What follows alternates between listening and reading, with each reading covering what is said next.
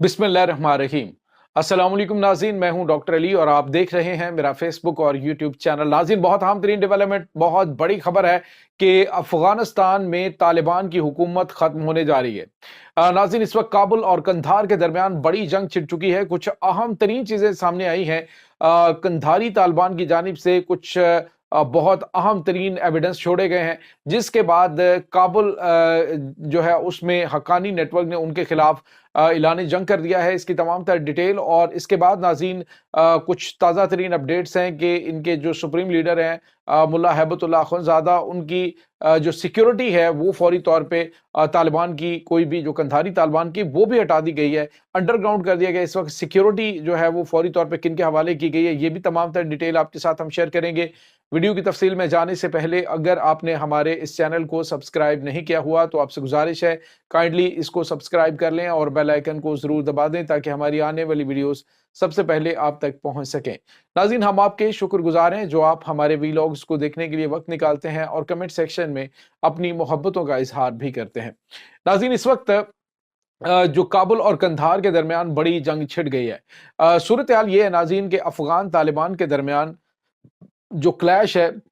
जो इख्तलाफात हैं वो इस हद तक शिद्दत इख्तियार कर चुके हैं कि किसी वक्त भी जो तख्ते काबुल है वो पलट सकता है और मामला जो है वो मुकम्मल तौर पे आउट ऑफ कंट्रोल हो सकते हैं। इस वक्त नाज़रीन, एक तो अफगानिस्तान को दो तरह के बड़े चैलेंजेस का सामना है। एक तो पाकिस्तान ने 8 लाख के करीब जो कानूनी तौर पे पाकिस्तान में रहने वाले यानी जो अफगान सिटीजन है उनको वापस भेजने की डेडलाइन दी गई है कि 31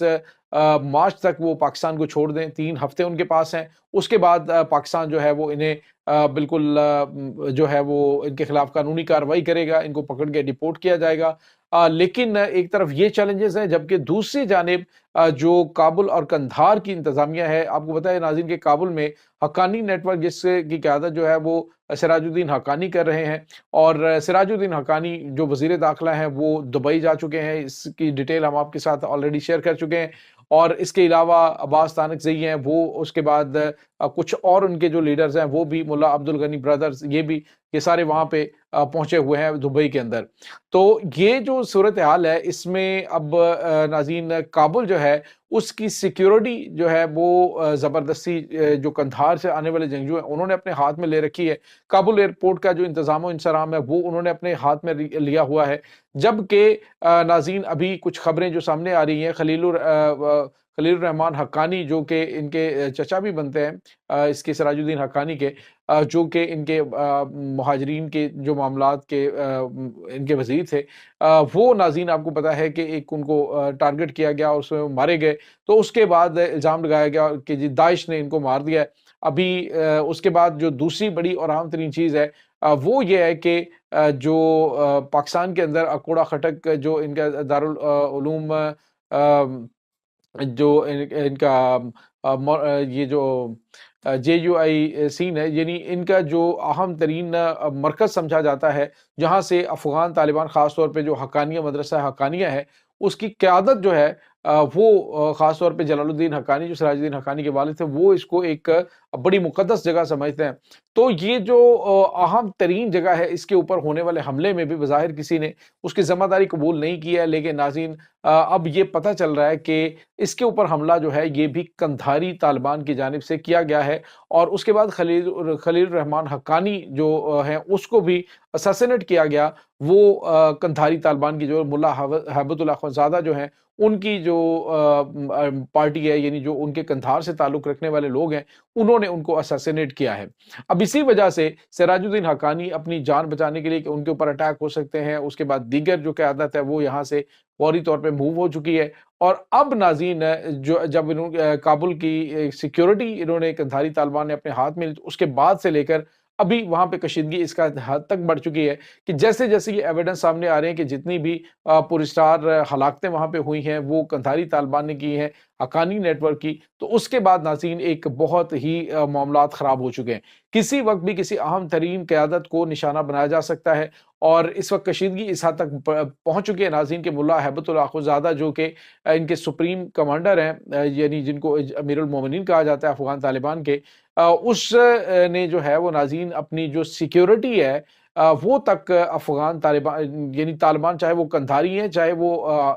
حقانی ہیں یعنی کابل کے ہیں یا وہ ان میں سے کسی کی بھی لوکل سیکیورٹی انہوں نے نہیں رکھی ہوئی، بلکہ سیکیورٹی کی ذمہ داری اس وقت تاجک اور اس کے بعد چیچن اور اس کے بعد دیگر جو قازقستان سے آنے والے جتنے بھی جنگجو ہیں ان کے ہاتھ میں ہے، وہ ان کی پرسنل سیکیورٹی، اور فوری طور پہ ان کو انڈر گراؤنڈ کر دیا گیا ہے جب سے یہ چیزیں کھلی ہیں کہ یہ معاملات ہوئے ہیں۔ ناظرین، یہاں پہ آپ کو یہ بتاتے چلیں کہ ان اختلافات کا آغاز کچھ ٹائم پہلے ہوا کہ جب ایک خصوصی میٹنگ ہوئی ہے، اس میٹنگ کے اندر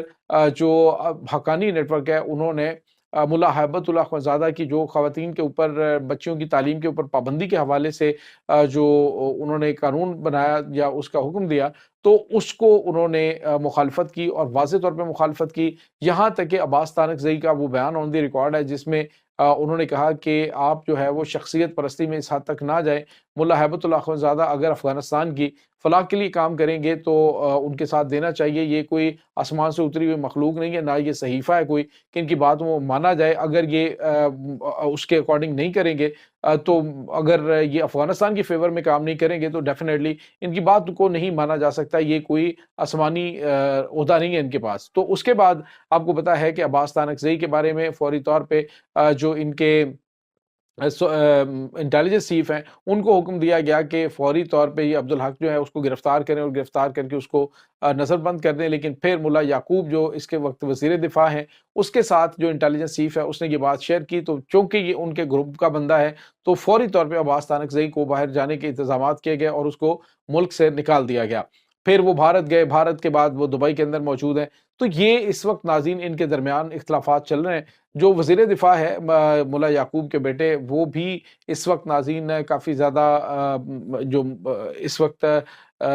پریشان کن صورتحال کا شکار ہیں۔ کسی وقت بھی کوئی بڑی کسی شخصیت کو ٹارگٹ کیا گیا اور اس کے بعد آپ دیکھیے کہ وہاں پہ خانہ جنگی شروع ہو جائے گی۔ ایک طرف ناظرین یہ سب چل رہا ہے، دوسرا پاک افغان سرحد کے اوپر انہوں نے جو سیکیورٹی ہے ناظرین، وہ سیکیورٹی عملی طور پہ جو ٹی ٹی پی کے دہشت گرد ہیں اور اس کے بعد دیگر دہشت گرد تنظیمیں ہیں جو ان کے الائز ہیں ان کے ہاتھ میں موجود ہے، جو پاکستان کے ساتھ شرارت بازیاں کر رہے ہیں۔ پہلے جو ان کی باقاعدہ افغان فوج تھی تو وہ ان کے ساتھ پاکستان کے ساتھ پنگے بازی اس حد تک نہیں کرتی تھی جس طرح سے انہوں نے ابھی حالات کرنے شروع کر دیے ہیں۔ یہ ٹی ٹی پی کے دہشت گردوں کو اس وقت ڈیوٹی سونپی گئی ہیں